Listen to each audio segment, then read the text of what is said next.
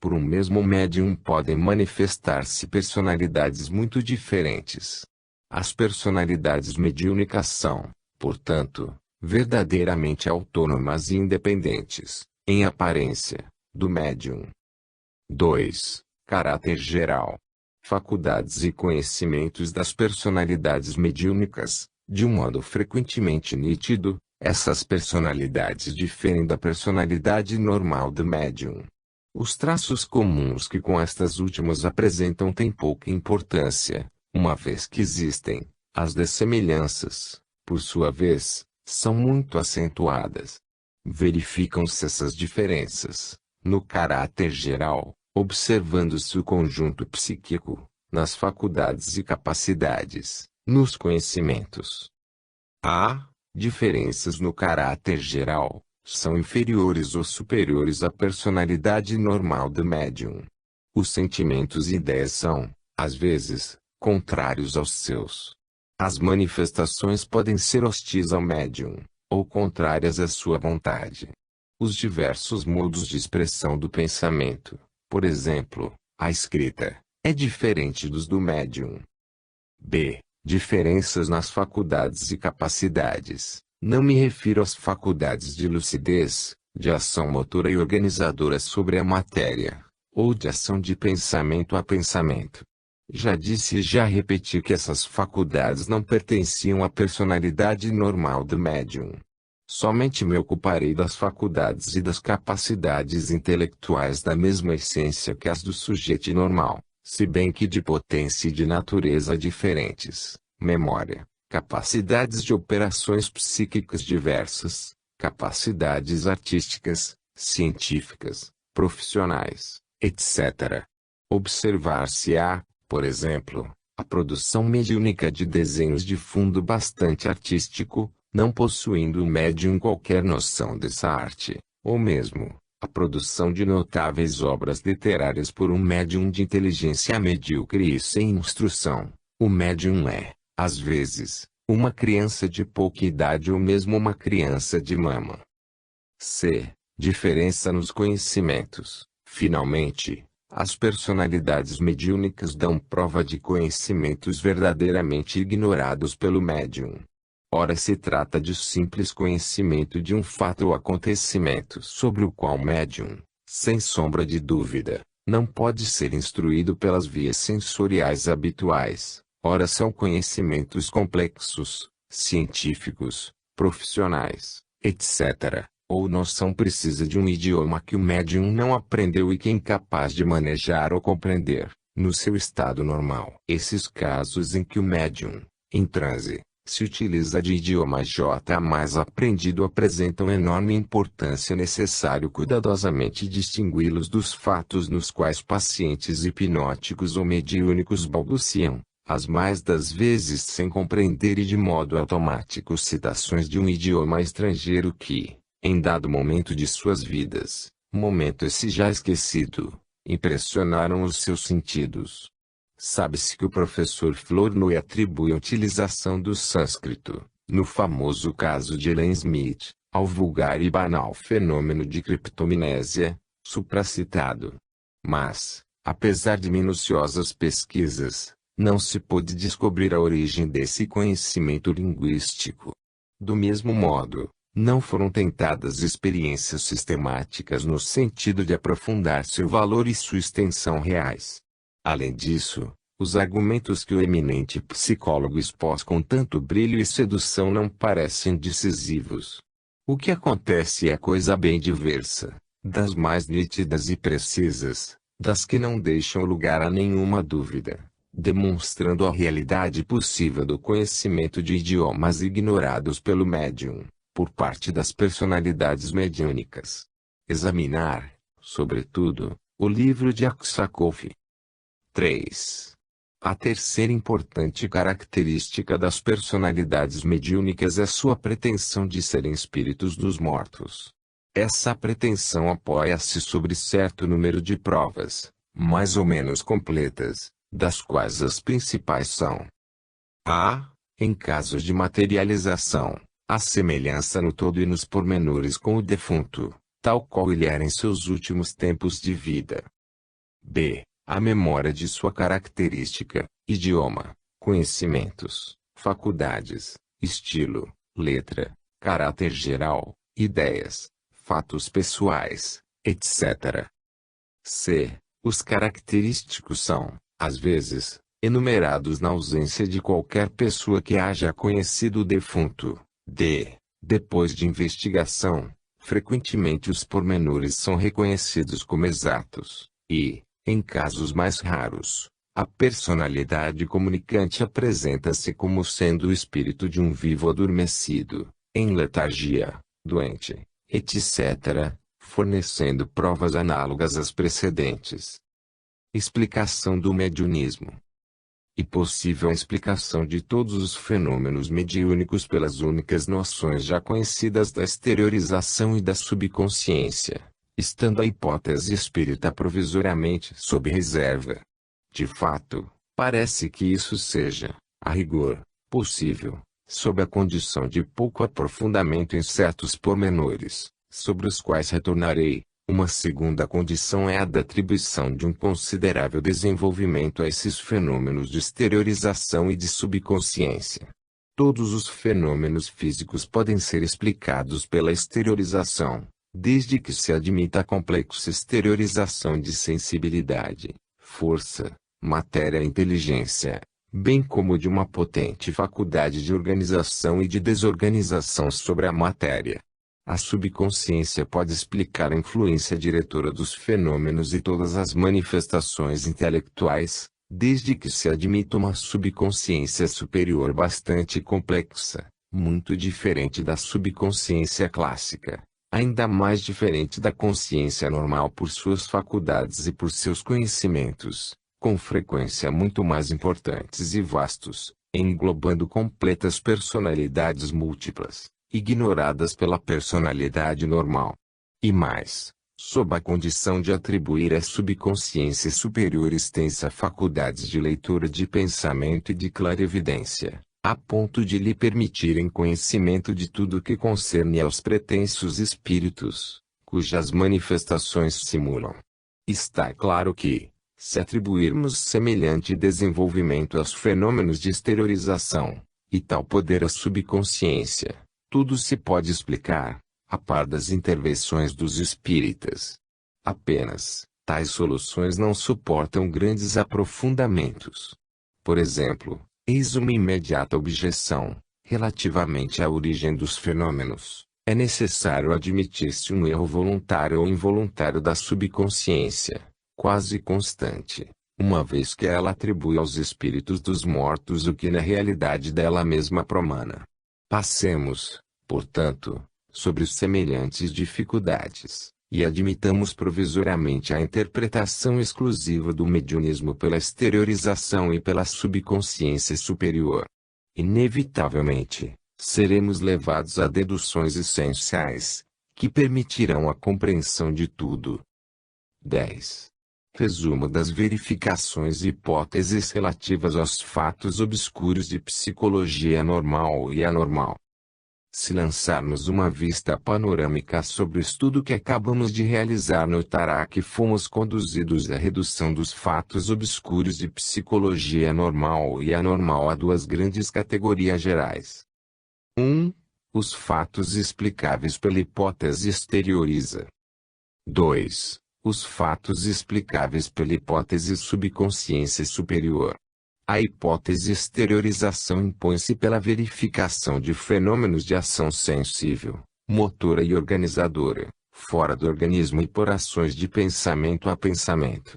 Não haveria contra ela qualquer combate sério. A hipótese subconsciência superior sugere-se-nos pela constatação de faculdades e conhecimentos diferentes, pela importância, extensão e características gerais das conhecidas manifestações da subconsciência automática. Evidentemente, esta última hipótese há de ser refutada a priori por muitos psicólogos que, com certeza, contra ela não deixarão de invocar a habitual questão de princípio, enquanto se recusam a admitir duas origens diferentes para dois fenômenos, para eles, da mesma essência.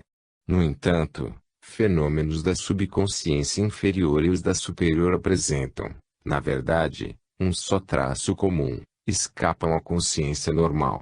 Mas, contrariamente, acham-se separados por diferenças essenciais. Não é, por exemplo, evidente que os sonhos corriqueiros, mais ou menos incoerentes, nada apresentam em comum com os sonhos lúcidos ou a inspiração genial. Do mesmo modo, não estão claro que as pseudo-personalidades de origem sugestiva, sem originalidade, não poderiam ser confundidas com as verdadeiras personalidades subconscientes, providas estas últimas de uma vontade autônoma e de faculdades e conhecimentos elevados e originais. Às vezes, faculdades transcendentes, até capazes de ação extracorporal, no mediunismo. Como, dentro da lógica, vincular manifestação extraorgânicas ao automatismo orgânico. A distinção de duas categorias de fenômenos subconscientes parece, portanto, perfeitamente natural. Ela. 1. Fenômenos única e simplesmente devidos ao automatismo psicológico, sonhos, pseudopersonalidades hipnóticas, etc. 2. Fenômenos originais, revelando uma espécie de subconsciência superior, cuja essência e origem permanecem incógnitas, muito mais vasta, importante e misteriosa que a subconsciência inferior automática. Sua concepção não constitui menos do que uma hipótese bastante verossímil, ou seja, sua existência real ou ilusória, hipótese essa natural e logicamente deduzida de fatos incontroversos. E sua existência, nós o veremos, será capaz de nos fazer compreender todas as dificuldades psicológicas. A mim, portanto, será legítima a utilização dessa hipótese na continuação de meu trabalho. Eis o caminho que seguirei, antes de mais nada, o problema da subconsciência superior, deixando provisoriamente de lado o que tange a subconsciência inferior automática. Estudarei as relações que possam unir as duas novas hipóteses, a da exteriorização e a da subconsciência superior. Em seguida, procurar-lhes-ei a explicação e a teoria. Retomarei, por fim, numa síntese geral, os fatos obscuros de psicologia normal e anormal, para tentar conceder-lhes uma interpretação completa, segundo os dados novos. Capítulo 3. Interpretação das hipóteses novas, exteriorização, subconsciência superior. 1. Relações da hipótese exteriorização e da hipótese subconsciência superior. As relações entre o fenômeno geral exteriorização e o fenômeno geral subconsciência superior são evidentes. Recordo, para melhor aproveitar essas relações, as principais verificações relativas a um e a outro. 1. Exteriorização. Pode uma quantidade da força, da inteligência e da matéria ser exteriorizada do organismo, agir, perceber, pensar, organizar, fora dos músculos, dos órgãos dos sentidos e do cérebro. Na maior parte das vezes, essa exteriorização só é possível por meio dos estados hipnótico, sonambúlico, mediúnico, e durante eles.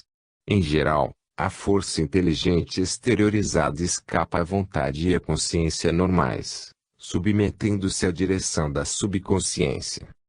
2. Subconsciências superiores. Há em nós um conjunto de faculdades e de conhecimentos subconscientes que se distinguem nitidamente das manifestações da subconsciência automática, em psicologia classificada e descrita por sua extensão, sua originalidade, sua autonomia e sua característica geral.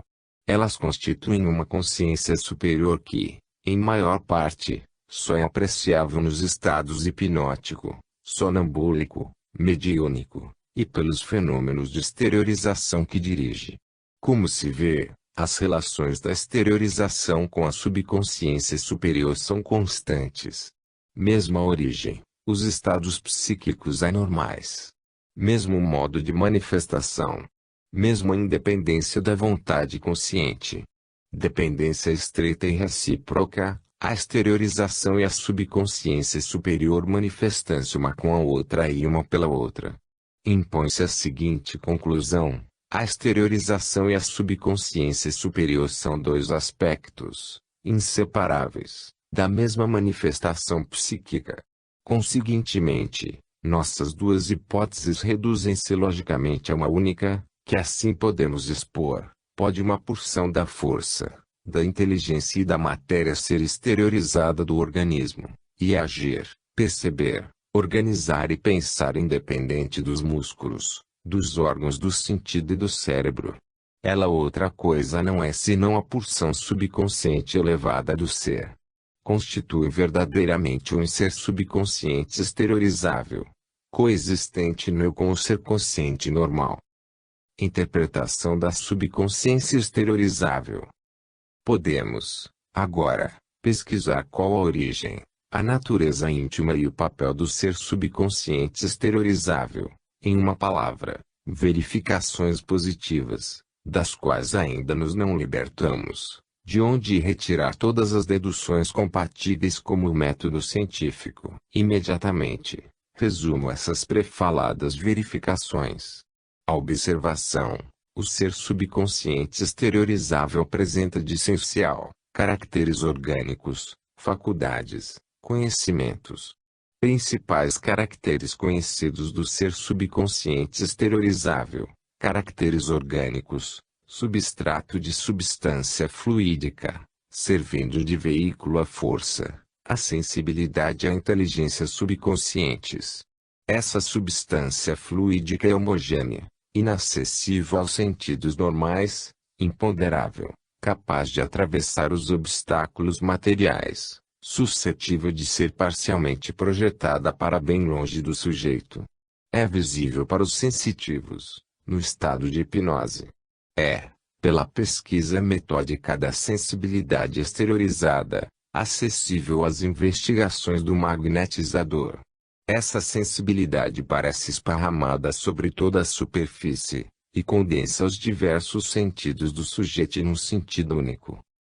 Sob a influência da vontade subconsciente, a substância fluídica pode ser modelada de diversas formas. Às vezes, em sua exteriorização, carrega consigo moléculas orgânicas. Pode, então, dizer respeito à vista e aos outros sentidos de uma pessoa qualquer. As moléculas assim conduzidas são como a própria substância fluídica, modeláveis pela inteligência subconsciente. Finalmente, no estado normal, a substância fluídica exteriorizável irradia mais ou menos longe da periferia do organismo, somente se exteriorizando nos estados hipnomediúnicos. Faculdades do ser subconsciente. O ser subconsciente apresenta dois tipos de faculdades. A primeira categoria compreende as faculdades e capacidades psíquicas análogas, como essência, às faculdades conscientes, e dessas apenas se diferenciando pelo grau de potência e por sua submissão a uma vontade que não é a do sujeito normal. A segunda categoria compreende as faculdades ditas transcendentais.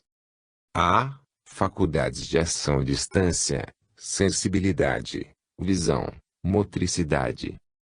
B. Faculdades de ação de pensamento a pensamento. C. Faculdades organizadoras e desorganizadoras sobre a matéria. D. Finalmente, lucidez.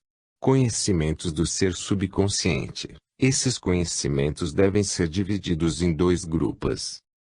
1. Conhecimento adquiridos pelas vias sensoriais normais.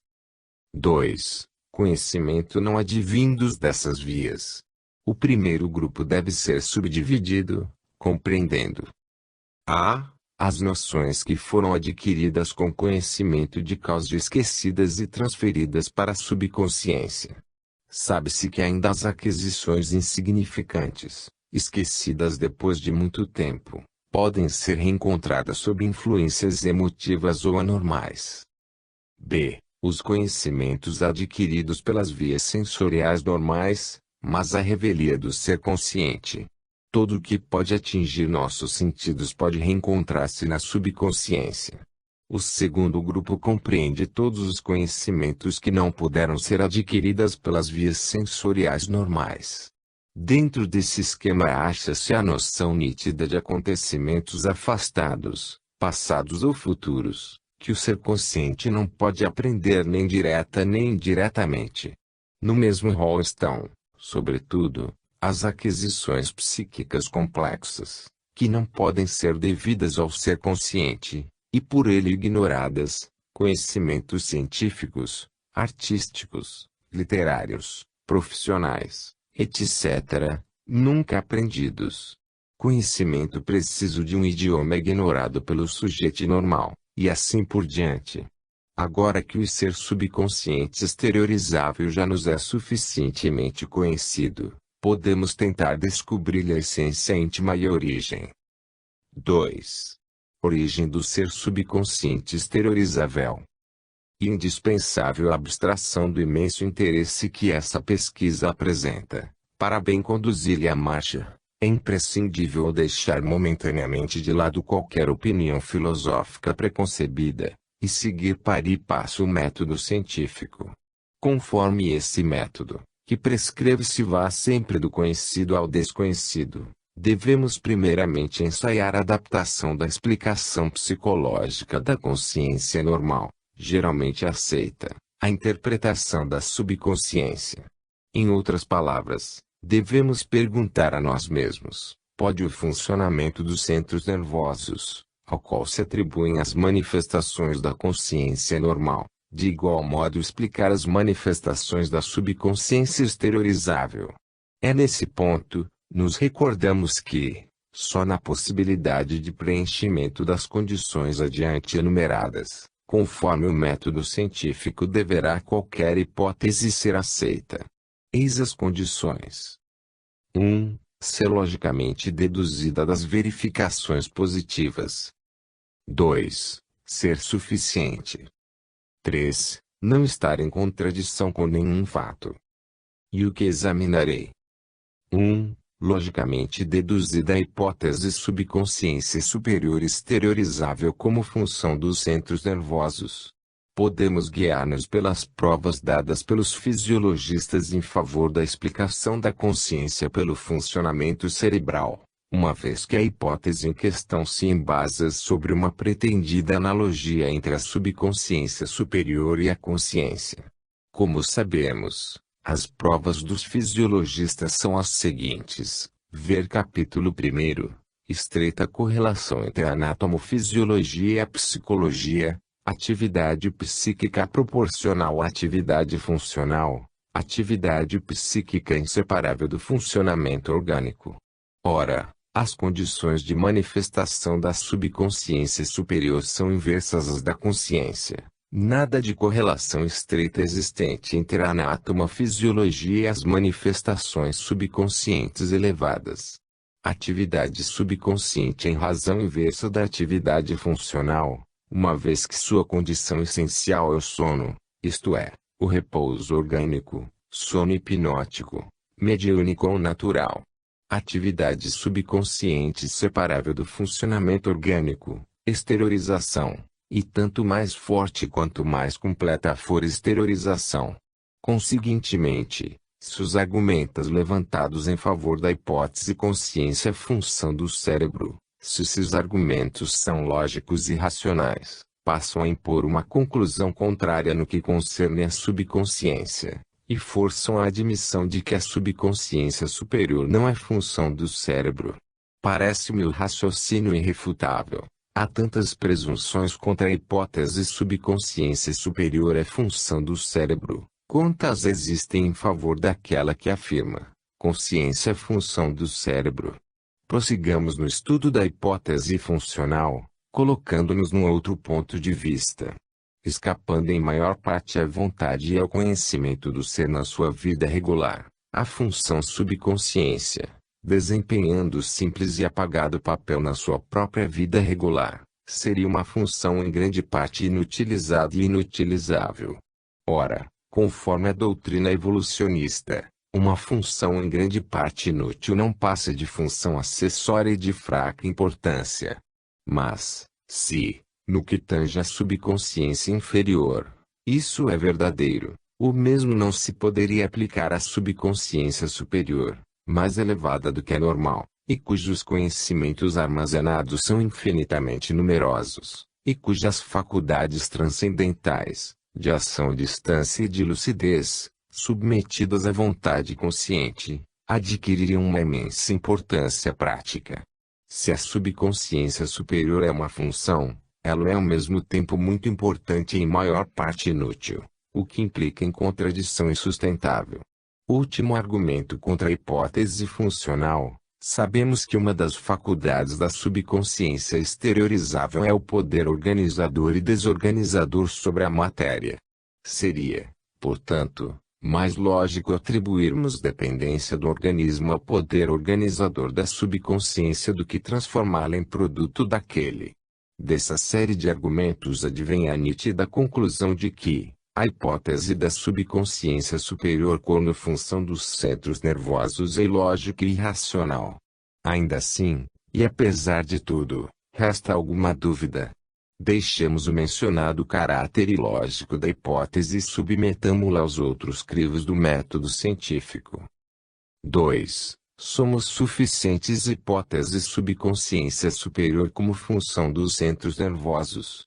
Ora, é fácil atinarmos como o fato de que essa hipótese nada explica, nem os fatos de exteriorização, nem as faculdades transcendentais, nem os conhecimentos subconscientes.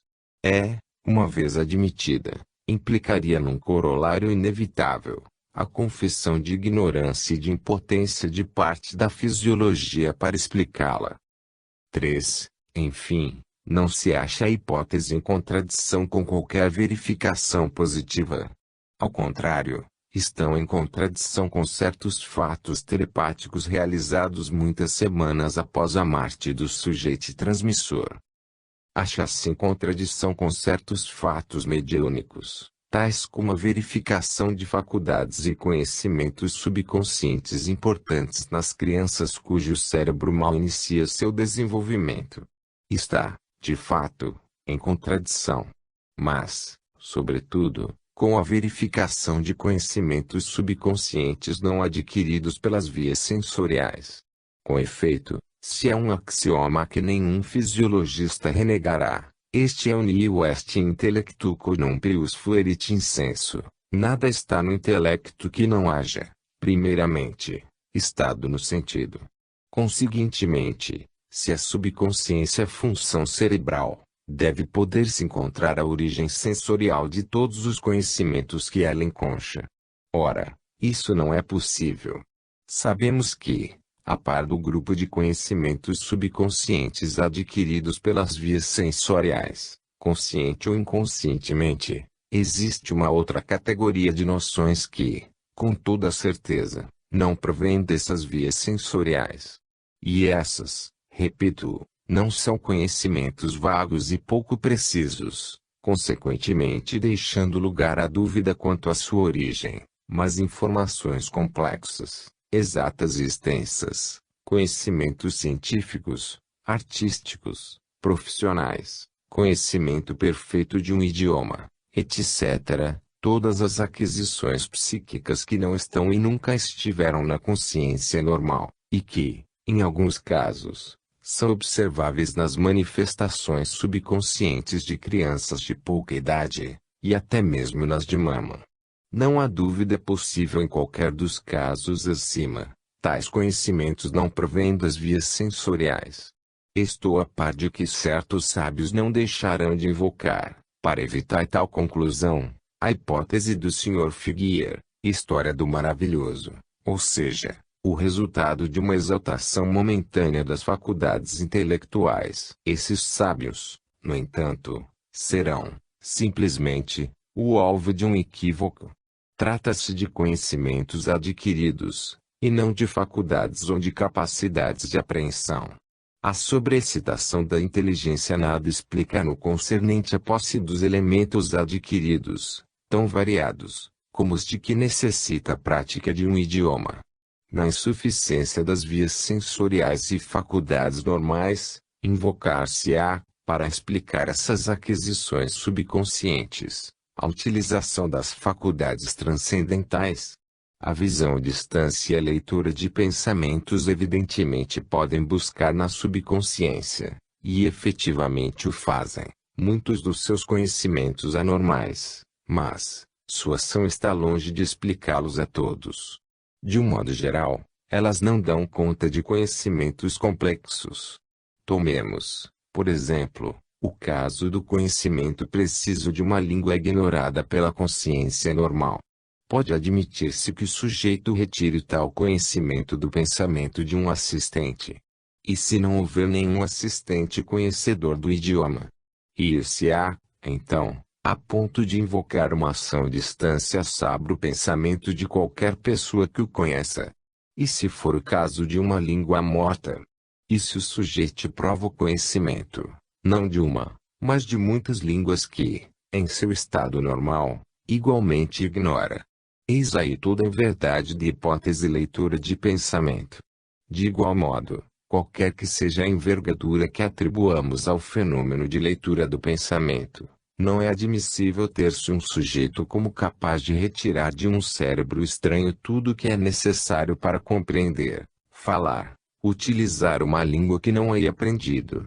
Sem dúvida, poderia enunciar termos ou mesmo frases nessa língua, mas sem os compreender. E, principalmente, sem saber deles servir-se para exprimir seu pensamento.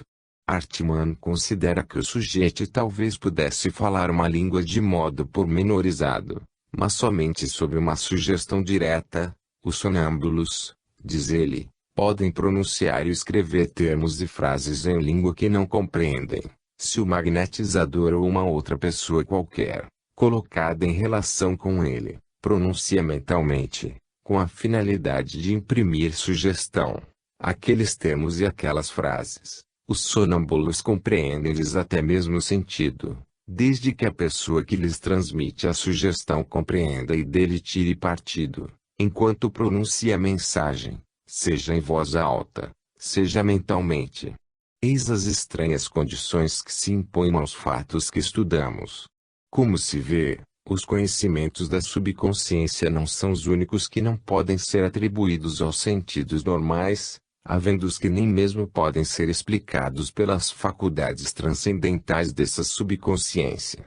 Quanto ao resto, ainda que se tratasse de faculdades transcendentais, a dificuldade não seria resolvida, posto que elas mesmas não sejam explicadas pelo funcionamento dos centros nervosos.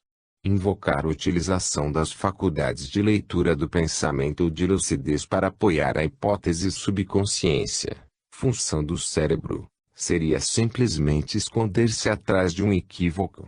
Ainda restaria um recurso, o de declarar esses conhecimentos subconscientes, que não podem ser explicados pelas vias sensoriais atuais, hereditários ou atávicos, mas, com efeito, isso seria avançar demais dentro do que permite a lógica. Julgo inútil a discussão de tal hipótese. Formalmente, pode concluir-se, a hipótese subconsciência superior função do cérebro é ilógica e irracional, insuficiente para explicação dos fatos, em contradição com muitos deles.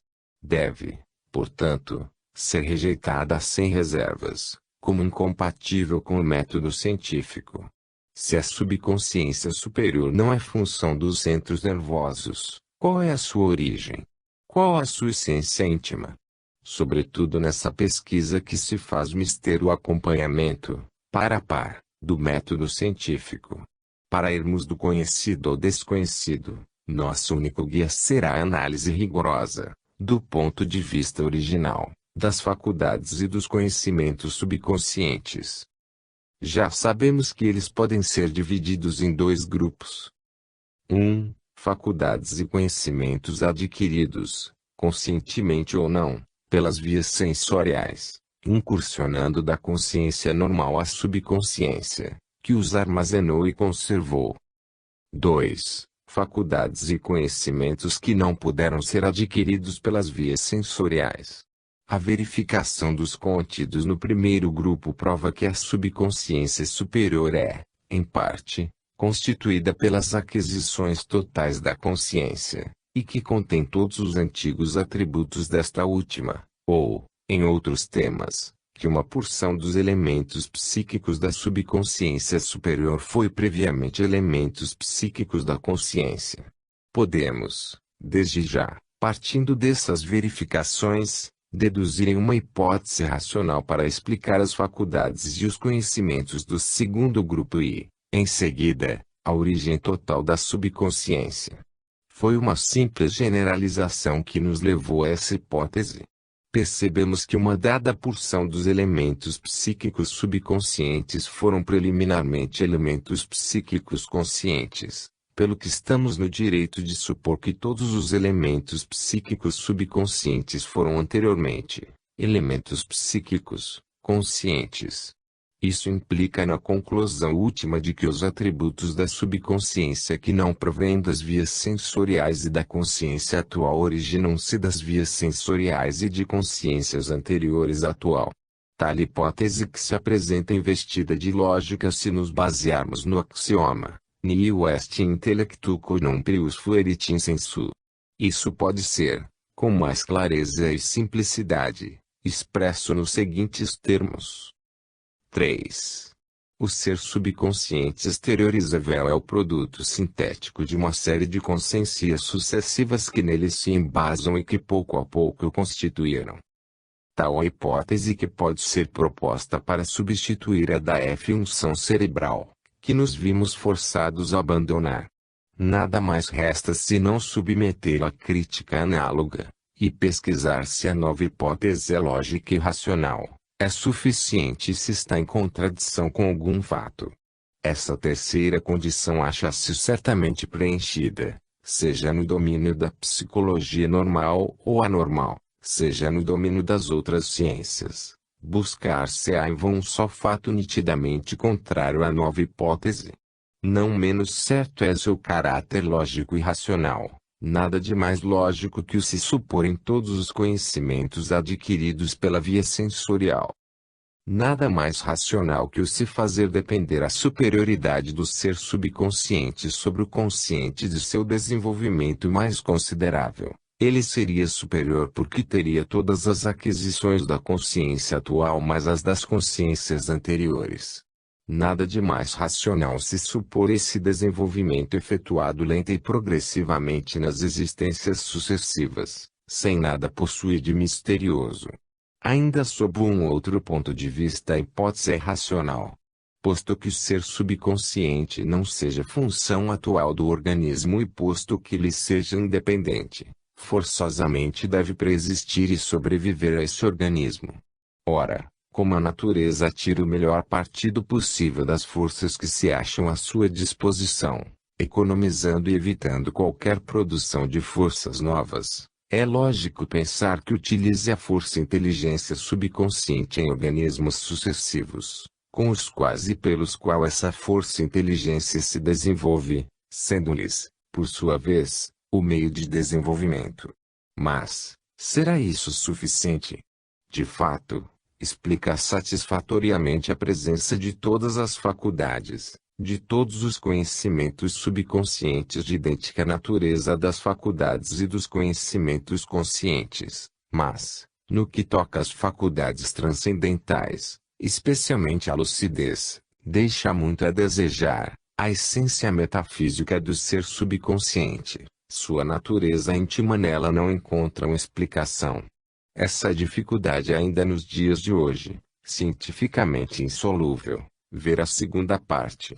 Quanto às faculdades transcendentais, pode-se, acompanhando-me eles, admitir que seja o produto não da evolução terrestre, mas de uma outra, extraplanetária, que lhe seria correlata. Nossa vida humana, diz ele, existe e manifesta sua energia num mundo material e num mundo espiritual, concomitantemente. Desenvolvendo-se a partir dos ancestrais inferiores, a personalidade humana diferenciou-se em duas fases, das quais uma adaptada às necessidades materiais e planetárias, e a outra à existência espiritual e cósmica. As faculdades transcendentais, utilizadas e desenvolvidas pelo ser durante suas fases de liberação, de separação relativa ou completa da vida orgânica, permaneceriam latentes ou inutilizadas durante as fases normais da existência terrestre. Após esse estudo analítico do ser subconsciente, seja-nos permitido empreender a exposição sintética das novas noções e desenvolver as induções que elas sugerem. Veremos mais e mais se afirmar o caráter lógico e racional de nossa concepção. Posteriormente, tentaremos a completa interpretação de todos os fatos obscuros por meio dessas novas noções. Capítulo 4. Teoria sintética da psicologia segundo as novas noções. 1. Concepção geral dos fenômenos psicológicos. Os dois psiquismos. Sua natureza e seu papel. No eu, as novas verificações psicológicas e a nova hipótese mostram-nos todo um mundo dos mais complexos elementos psíquicos. O conhece-te a ti mesmo é infinitamente mais importante e mais difícil do que se supunha. O ser pensante será constituído de duas categorias distintas de elementos psíquicos. 1. Os provenientes do funcionamento dos centros nervosos e que constituem o psiquismo cerebral, ou psiquismo inferior, para empregar uma terminologia que mais adiante reencontraremos, na análise de uma doutrina atualmente em voga. 2. Os elementos independentes do funcionamento dos centros nervosos, pertencendo ao ser subconsciente constituindo o psiquismo superior. O ser consciente normal é constituído da colaboração íntima desses dois psiquismos. A ação isolada de um ou de outro é uma ação subconsciente, ou seja, em maior parte inacessível ao conhecimento e à vontade diretos e imediatos do ser normal. Com isso, compreendamos como aquilo a que se denomina subconsciência é de dupla natureza, como se deve distinguir a subconsciência inferior, produto do psiquismo inferior isolado, da subconsciência superior, produto do psiquismo superior, que é distinto. A subconsciência superior, enquanto a inferior é relativamente simples e de fácil estudo, é extremamente complicada. Com efeito, vimos que o ser subconsciente compreende a. Elementos provenientes de uma evolução extraplanetária da qual não tínhamos qualquer ideia precisa. B. Elementos provenientes da evolução terrestre anterior, aquisições de personalidades sucessivas. C. Elementos provenientes de aquisições da personalidade atual. Os diversos fenômenos da psicologia normal, especialmente o mediunismo, provam que esses elementos não são incorporados, amalgamados em um bloco homogêneo, mas sim associados por grupos mais ou menos complexos na síntese psíquica.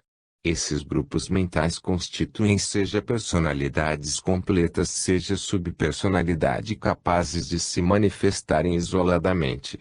Estando essas noções admitidas, compreenderemos facilmente o que se deve entender por psicologia normal e por psicologia normal.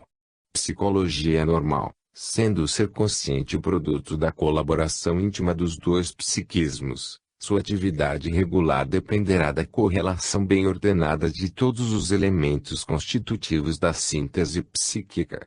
Na vida normal haverá, portanto, subordinação do psiquismo inferior ao psiquismo superior e, sem dúvida, subordinação dos grupos mentais do psiquismo superior a um princípio central que constitui a parte essencial do eu, alma humana da principal, sobre cuja natureza metafísica pode discutir-se, embora com as noções novas seja bem difícil desconhecer-lhe a necessidade e realidade. Desse modo, acha-se realizada uma centralização psicológica estreita, graças à qual o ser subconsciente utiliza a bel prazer as funções cerebrais, retirando o melhor partido possível das condições orgânicas. Todas as aquisições sensoriais ou passam do psiquismo inferior ao superior, ou são por estas assimiladas e sintetizadas em novas capacidades. O ser subconsciente desempenha não somente o papel diretor e centralizador da personalidade atual, mas também uma tarefa capital na origem, no desenvolvimento e na conservação dessa personalidade. Sem dúvida, é ele quem a ela fornece suas faculdades inatas, suas predisposições intelectuais ou artísticas, e se esforça por adaptá-las ao funcionamento orgânico do melhor modo possível. Talvez, ainda, ou até mesmo provavelmente, desempenhe um papel no desenvolvimento do organismo, uma vez que goza, nós o sabemos, de uma faculdade organizadora sobre a matéria. Finalmente, mantém de um modo amplo a presença da personalidade no meio da perpétua renovação molecular durante a vida. Tal concepção do ser subconsciente permite a afirmação de que seu desempenho extremamente importante nada tem de automático, e sim a de que ele é desejado e raciocinado.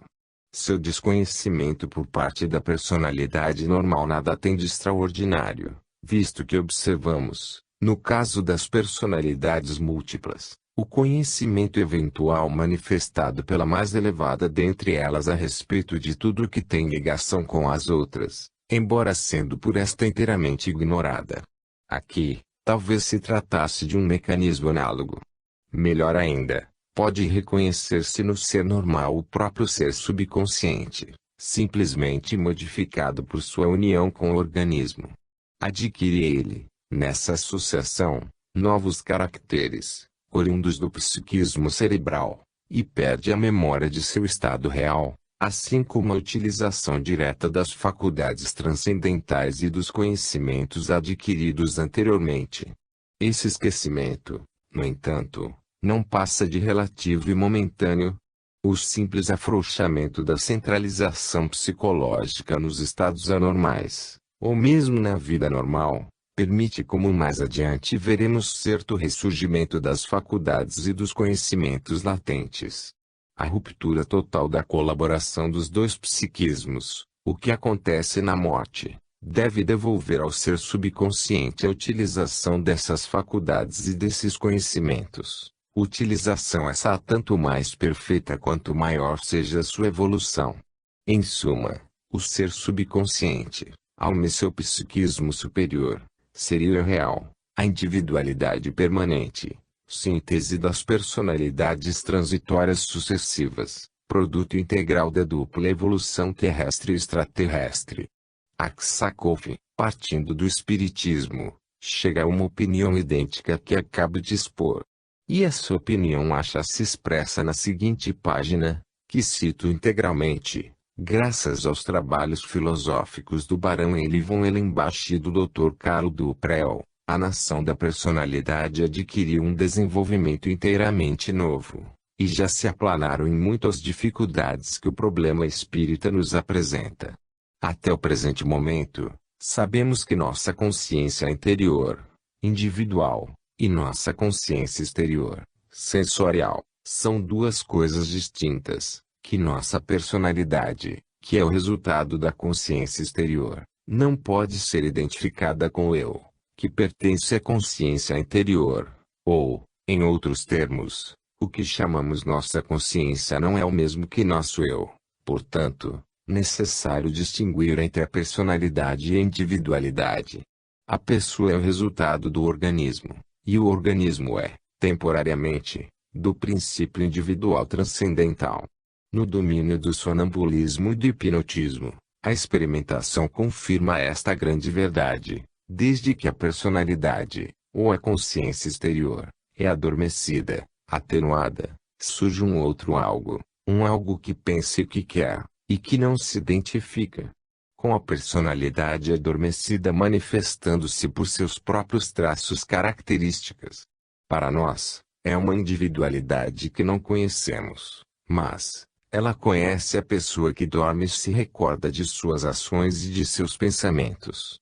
Se quisermos admitir a hipótese espiritista, é claro que falamos desse núcleo interior, esse princípio individual, que pode sobreviver ao corpo, e tudo o que pertenceu à sua personalidade terrestre será para ele um simples trabalho da memória. Miers não é menos afirmativo. O eu consciente de cada um de nós, ou, como mais prazerosamente chamarei, o eu empírico ou supraliminal, está longe de compreender a totalidade de nossa consciência e de nossas faculdades. Existe uma consciência mais vasta, faculdades mais profundas, das quais a maior parte permanece virtual, no que concerne à vida terrestre, e que novamente se afirmam na sua plenitude depois da morte. Essa consciência mais vasta e mais profunda, que Miers denomina consciência subliminal, corresponde ao que chamei de ser subconsciente. Há, no entanto, um ponto de afastamento entre minha concepção e a de Miers. Sua consciência subliminal abarca tudo o que escapa à vontade consciente do ser normal, desde o automatismo orgânico das grandes funções vitais até as faculdades e nos conhecimentos transcendentais, passando pelo automatismo psicológico de ordem inferior. Os estados subconscientes, no seu sistema, são de mesma essência, mas se distinguem por seu grau de elevação psicológica.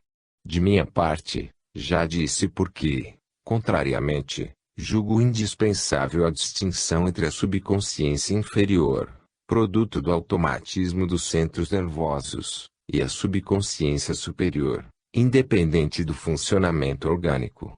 Sem essa distinção capital, muitas objeções marcham contra o sistema idealista de Miers e contra o meu.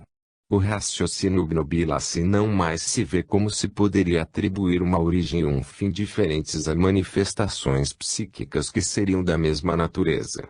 Psicologia normal e dificuldades explicativas da psicologia normal. Acabamos de ver que as condições que presidem a atividade normal do ser consciente são a correlação bem ordenada de todos os elementos psicológicos, a subordinação regular do psiquismo inferior ao psiquismo superior e, sem dúvida, a de grupos mentais deste último a um princípio diretor e centralizador.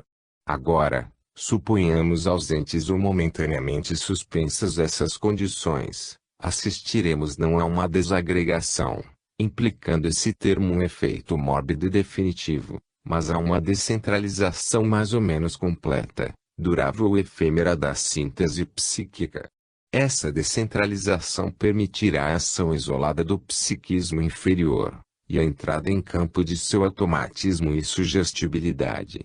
Permitirá a ação isolada do psiquismo superior, ou mesmo a ação isolada ou preponderante de um ou de outro daqueles grupos constitutivos deste último, e, por essa sucessão do organismo, a manifestação de sua atividade extracorporal, de suas faculdades supranormais, de suas capacidades e de seus conhecimentos latentes. Desaparecem todas as obscuridades da psicologia normal e anormal, sob a claridade dessas noções simples. A interpretação geral e a explicação particular de cada categoria de fenômenos não deixam subsistir qualquer dificuldade maior. 2. Interpretação das dificuldades na psicologia normal. Do ponto de vista de uma interpretação anatomofisiologia, retomo todas as dificuldades que havia assinalado.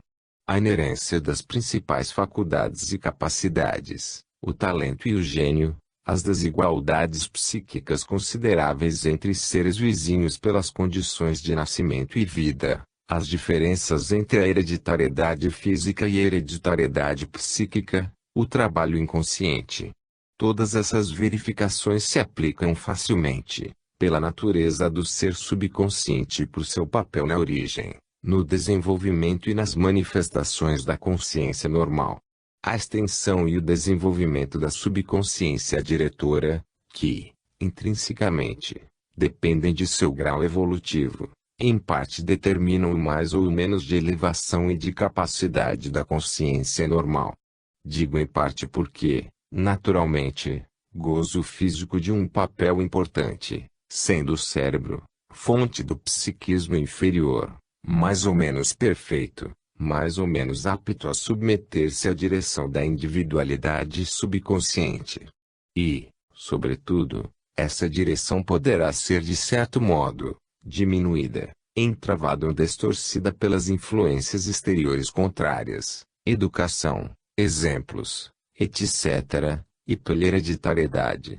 Não se pode, portanto, julgar do estado de avanço real da individualidade a partir da personalidade atual, é, no entanto, aquela que, sem dúvida, a personalidade deve suas principais faculdades, suas mais eminentes qualidades e a possibilidade de realização de obra de grande talento ou de gênio, de acordo com a mais ampla probabilidade.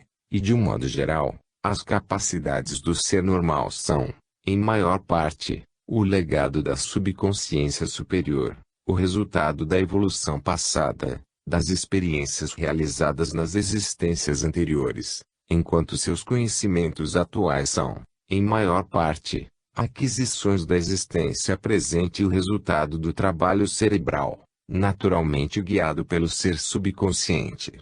O caráter, as opiniões diversas, políticas, econômicas, religiosas, mesmo as filosóficas, etc., às vezes mantêm os dois psiquismos. Mas, enquanto o caráter retira componentes do psiquismo superior, as opiniões, em cujo desenvolvimento tem uma grande influência a hereditariedade, a ação do meio, a educação, o interesse pessoal, etc., frequentemente mantêm em mais alto grau componentes do psiquismo inferior, ao menos nos seres pouco evoluídos ou medíocres. No que concerne à inspiração, nos homens de talento ou de gênio, é claro que ela é pura e simplesmente o resultado da sugestão do ser subconsciente. Essa inspiração com frequência passa despercebida e confunde-se com o trabalho voluntário, o caso em que a colaboração dos dois psiquismos é íntima e estreita. Em muitos casos, contudo, na maior parte dos grandes artistas, escritores, filósofos e sábios, a inspiração é nitidamente distinta do trabalho voluntário. Manifesta-se ela em separado de qualquer pesquisa penosa, a miúde num estado de distração, às vezes durante o tempo em que o cérebro dorme e repousa. Aqui, é evidente a ação isolada do psiquismo superior e extra-orgânico. Infelizmente, a atividade do psiquismo superior, liberada e aquecida, permanece em grande parte inutilizada na vida prática. Com efeito, se sua separação do psiquismo inferior favorece sua atividade, naturalmente torna mais aleatória e mais difícil sua ação sobre o cérebro. Também os resultados da atividade psíquica isolada do ser subconsciente não chegam à consciência normal senão por intervalos e por fragmentos, sempre incompletos e frequentemente deformados. Esses resultados são superiores aos que resultam da colaboração normal dos dois psiquismos, embora sejam sempre mais ou menos irregulares, espaçados, acidentais, intermitentes. Tal a explicação do bem conhecido mecanismo habitual da inspiração. Por outro lado, repito, a influência diretora do ser subconsciente explica com muita clareza a permanência geral da consciência, não obstante as contínuas variações moleculares. Em realidade, existem modificações esquecidas, mas, como tudo o que foi consciente permanece na subconsciência superior, as modificações e ouvidos não são mais do que parciais, sendo permanente a característica geral e pessoal, porque permanente e invariável é a direção individual. 3. Explicar-se das neuroses. A verdadeira neuropatia, independente de qualquer lesão orgânica, de qualquer processo patológico, é facilmente explicável pelas novas noções. Existe neuropatia todas as vezes que não há, na vida normal, correlação suficiente entre os elementos constitutivos da síntese psíquica e especialmente entre o psiquismo inferior e o superior. Dá-se a neuropatia porque o ser subconsciente preenche defeituosamente seu papel diretor e centralizador. Consideremos um histérico típico. Realmente, ele parece não saber utilizar convenientemente nem seus sentidos, nem suas faculdades. Há órgãos que escapam à sua direção consciente, à sua sensibilidade ou à sua vontade. Outros, nos quais a sensibilidade e a vontade parecem acumular-se exageradamente. Disso resulta que, de um lado, temos anestesias ou paralisias, de outro, hiperestesia ou contraturas. E o fato de os sintomas contrários se deslocarem, não apresentando qualquer fixidez, seja como localização, seja como intensidade, vem provar satisfatoriamente que é apenas a direção geral que está defeituosa. Idênticas observações para os problemas psíquicos de excitação.